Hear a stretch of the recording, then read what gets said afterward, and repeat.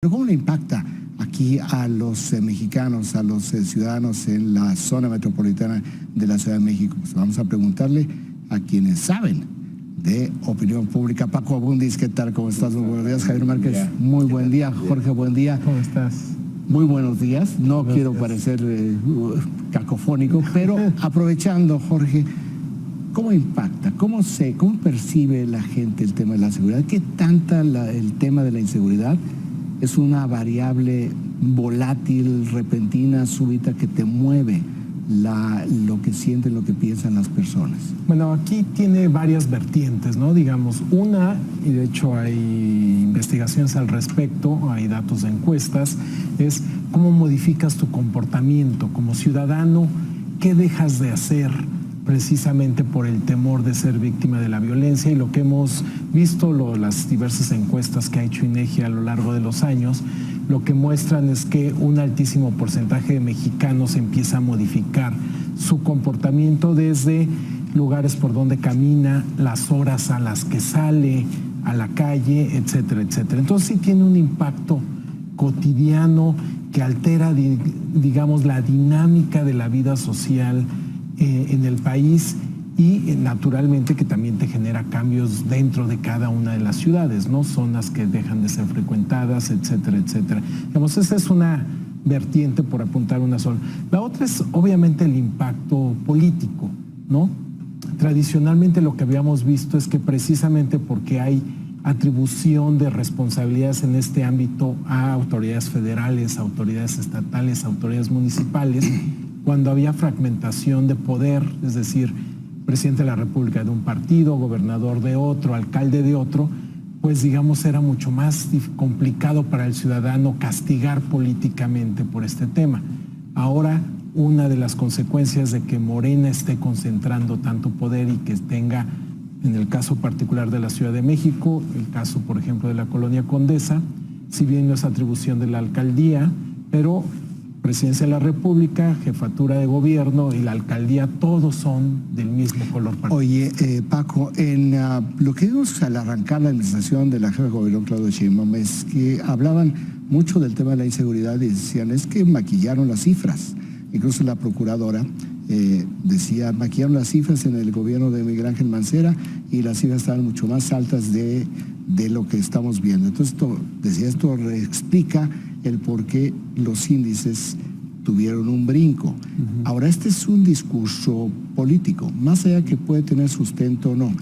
Esto en la actualidad, en estos días, puede ser todavía un buen argumento político para tratar de evitar la presión y de voltear a ver hacia otro lado. Yo creo que durante algún tiempo va a funcionar, pero dada la tendencia que tiene esto, ese nivel de argumentación tiene sus límites y creo que se va a acabar, porque todos los especialistas dirían que esta ola no va a parar, o antes de que baje, va a pasar todavía mucho tiempo, y entonces yo creo que ese argumento de aquí a un año, por ejemplo, va a ser difícil de sostener. Ahora, en lo que se refiere a los niveles de impacto, podríamos decir que México es relativamente nuevo en el tema, no obstante todos los años que llevamos, pero creo que lo que está más documentado en la literatura son los casos colombianos, el caso peruano, el caso brasileño, y lo que se ha encontrado en buena parte de esa literatura es que uno de los impactos más preocupantes es el daño institucional. Es decir, nuevamente regresamos a los modelos de si a ti te pasó algo, qué tanto cambia tu actitud, qué tanto cambia tu comportamiento electoral, la confianza interpersonal. Es decir, todo lo que estamos viendo, al final sí hay un daño a nivel social y a nivel institucional que tal vez no lo vamos a ver de inmediato, más allá del daño gubernamental o quién es responsable de esto. Oye, Javier, ¿qué tanto cambia tu comportamiento electoral?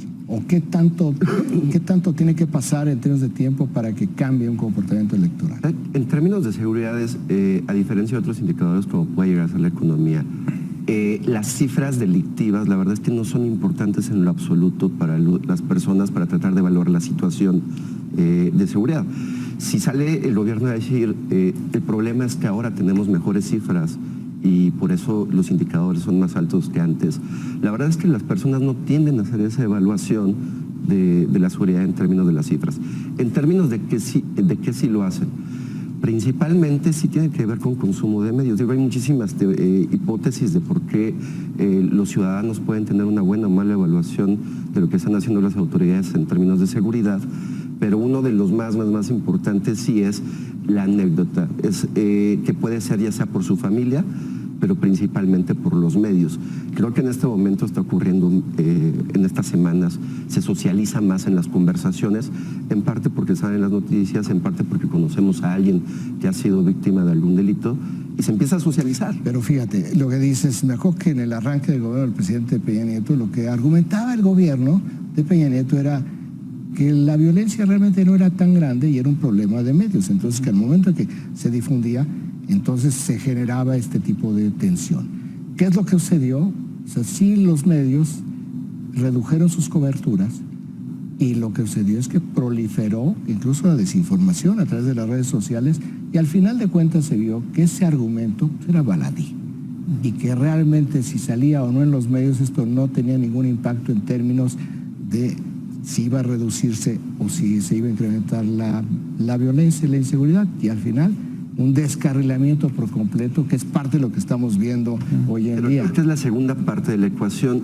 En la parte de seguridad también ocurre con los demás temas de evaluación de las autoridades, pero es muy particular el tema de seguridad.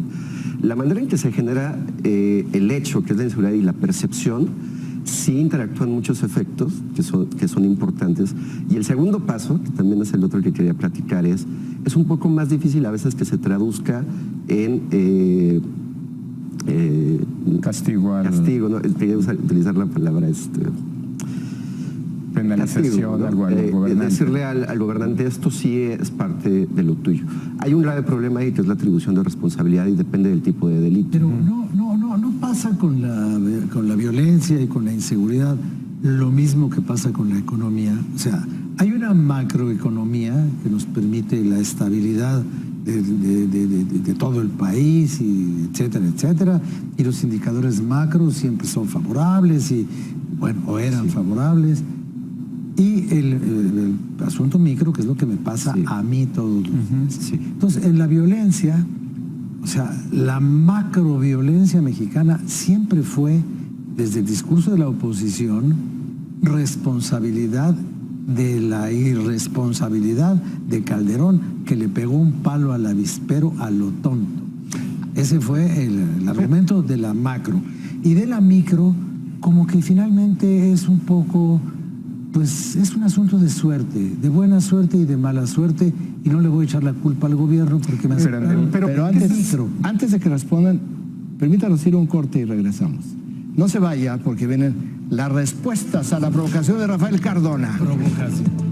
Aquí ya estamos de regreso con Paco Abundis, Javier Márquez y Jorge Buendía, que tienen la palabra a la pregunta provocación de Rafael Cardona. No, bueno, en términos del impacto en los ciudadanos, creo que una variable crucial es la aleatoriedad del evento, es decir, la posibilidad de que tú seas de manera aleatoria víctima de un acto delincuencial. Es un poco la percepción sobre la cercanía, que Paco Abundis decía hace rato en el corte, dice, uno ve el árbol, dice, ese árbol yo lo conozco, es decir, este tipo de proximidad yo la camino, donde te llevan a muchas ubicarte. veces el discurso, por ejemplo, era, esto nada más es algo que ocurre entre quienes están vinculados al crimen organizado. O incluso eventos como el de Salamanca, con el líder sindical, o incluso los de Cuernavaca, era gente, digamos, que tenía cierto posicionamiento público, que tenían conflictos. Es muy diferente a como cuando estás comiendo, por ejemplo, en la Colonia Condesa y de repente pues lo tienes alrededor sin deberla ni temerla. Yo creo que eso es lo que tiene mucho más impacto. Incluso la parte de los secuestros express, no olvidemos que en 2004 quizá la mayor crisis que enfrentó Andrés Manuel López Obrador fue esta marcha contra la delincuencia, que tenía que ver precisamente con que se estaban, entre comillas, democratizando los secuestros, ¿no? Cualquiera podíamos ser víctima de uno de ellos. Y yo creo que este elemento de aleatoriedad, combinado también con una tendencia que tenemos los seres humanos a sobredimensionar la posibilidad de un evento negativo, es lo que hace que pueda ser un cóctel explosivo en términos del impacto en la opinión pública. A mí me llama la atención que no estén trabajando la variable económica. Por ejemplo, está perfectamente demostrado que los robos en cajeros está directamente relacionado con elevación de tasas de interés. Entonces, si nosotros tenemos un incremento en el desempleo y un incremento en el empleo informal, parecería como una hipótesis para trabajar sobre cómo está impactando lo económico, porque esto sí se da en otros lados y tiene que ser una variable indiscutible. Y la antecede, digamos, es otra pieza, yo creo que del rompecabezas. Primero va, ¿por qué se genera una ola de delincuencia? Después, ¿por qué la delincuencia puede afectar en la percepción de inseguridad de las personas?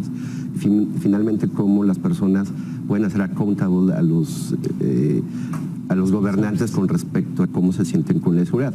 La primera hipótesis que pones de trabajo la antecede a todas. Creo que es sumamente importante que el gobierno vea cuál es la causa de crisis de inseguridad que se avecina, justo para poder solucionarla. Porque a veces las causas no tienen que ver con lo que se está viendo, y es a veces hasta más sencillo hacerlo. Ahora, perdón, pero eso es ya cuando entras a las explicaciones del tema. Lo que está viendo el ciudadano hoy por hoy son dos imágenes muy poderosas, que decíamos lo que pasó el fin de semana con un líder sindical en Salamanca, que se puede ver como un magnicidio, o incluso lo que pasó en la plaza son dos ritmos, de ¿no? Morelos. Son dos, sí. Como decía Javier, hay muchas variables de por medio que te están mediando este impacto, nada más. Y en lo que dijiste sobre comparar esto con la economía, creo que es una diferencia fundamental, es el tema de atribución de responsabilidades. La economía casi siempre se le da al Ejecutivo y de jerarquía mayor. La inseguridad es difícil saber quién es exactamente el responsable de un evento de este tipo. Y nada más en lo que sabemos más, otra vez, es no tanto el impacto electoral, que sería al final lo que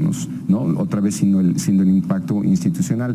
En eso quien ha hecho mucho en México es Sandra Ley, que se ha especializado mucho en el tema de inseguridad, y creo que sí estamos viendo ciertos patrones que se parecen otra vez a lo que ha pasado en otros países.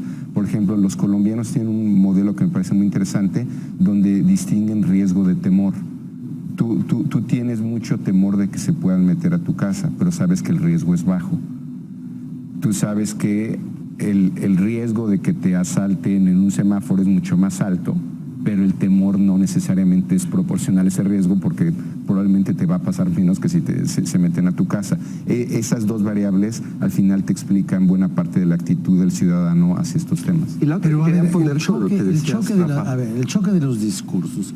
Por un lado tienes la visibilidad del crimen, del delito, del robo, del asalto en la micro, del tal, y por otro lado el gran discurso de la macro seguridad, que la Guardia Nacional, los 80,000 efectivos, ahora sí se acabó el huachicol, se acabó el...